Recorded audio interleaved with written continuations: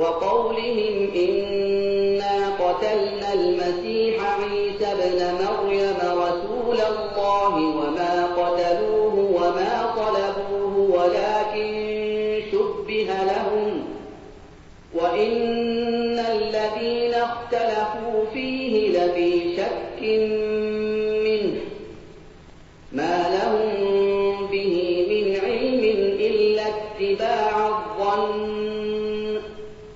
وما قتلوه يقينا.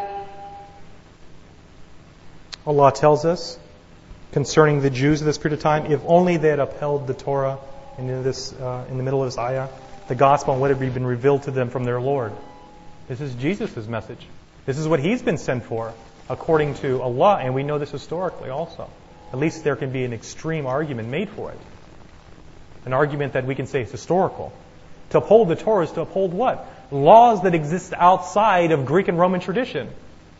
Laws that the Jews are saying are given to us by our only Ilah, our only King, our only Lord, our only Master. And again, what is the reply of the Romans who have used force to conquer the whole world to this? We know what the response was, because war is going to take place. Christians have said a number of things. They said that this maybe not be possible, and I'm going to answer one question here, is about the history. Because what we have relied on predominantly to understand Christian history is what Christians have given us. Now, this is not to say that there are not Christians who believe.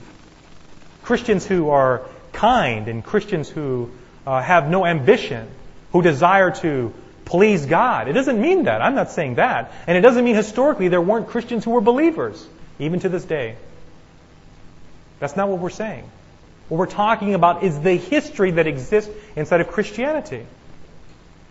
We know what takes place by the 3rd century. By the 3rd century, Constantine, whose ear is being held by Eusebius, stands in opposition to the other churches with Athanasius, and they go out, I believe in 325, and they start a heresy purge.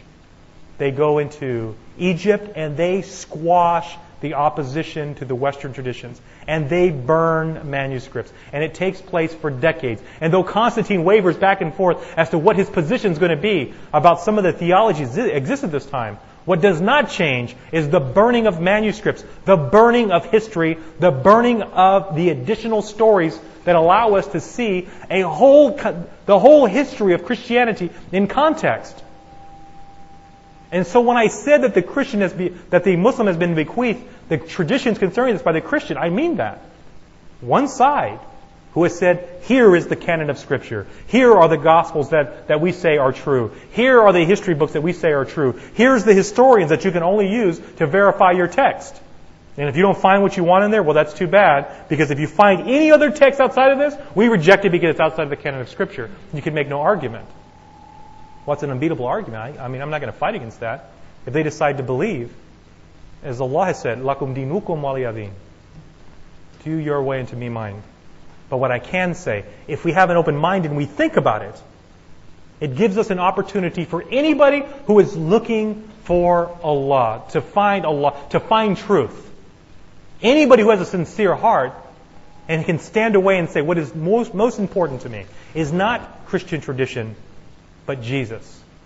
What is most important to me is not the church doctrine. What is most important to me is not the traditions that I've been given by my particular denomination. But what is most important to me is to find the truth concerning a man I love. Jesus. And I say he's not a passive man.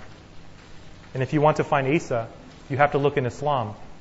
Because Allah tells us clearly, and it seems to be verifiable, and I know it's verifiable with history. One thing we know, that there's a reason why this happens for the Christian. Jesus is taken up.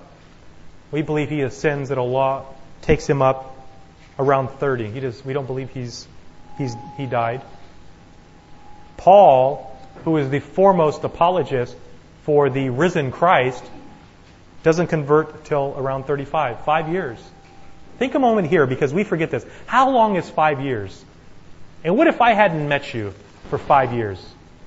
Right now, you never met me.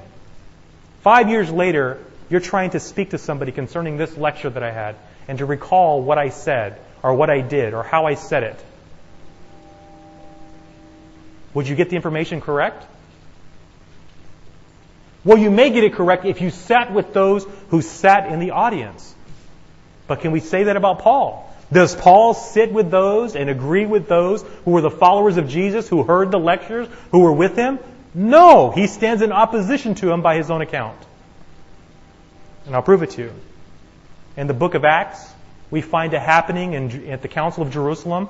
Paul, who is confronted by those he has called Judaizers, or the Jewish Christians, have said that you must circumcise. Well, that doesn't seem profound. This has been what the Jews have fought for since the Greeks have been trying to impose the removal of it. You must circumcise. You must abstain from food polluted by idols. You must stay away from sexual immorality. This is the law, the very basis of Judaism for this entire period of time.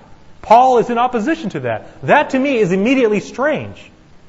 Because if Paul is in opposition to it, then he's in opposition to what Jews, for hundreds of years before he decided to convert, had been laying down their life for, had been crucified for, have been raped for. He stands in opposition. And where does he go? Does Paul say, wait a minute, I'm the great scholar here, you listen to me? And everybody sat down and said, okay, we'll listen to Paul, and Paul has this information correctly? No, according to the book of Acts, written by, we think, Luke, Paul must go up to the elders. Who are they? Is it Paul and his followers are the elders? No, he must go up to James in Jerusalem and give his case. We don't know what's actually said because Luke writes it something like 50 years after the event takes place. We can only imagine what took place. But what Luke does say, and he's biased. He's a follower of Paul. What he does tell us, and this is great from a biased source, it's like an atheist confirming the divinity of that there's a divinity.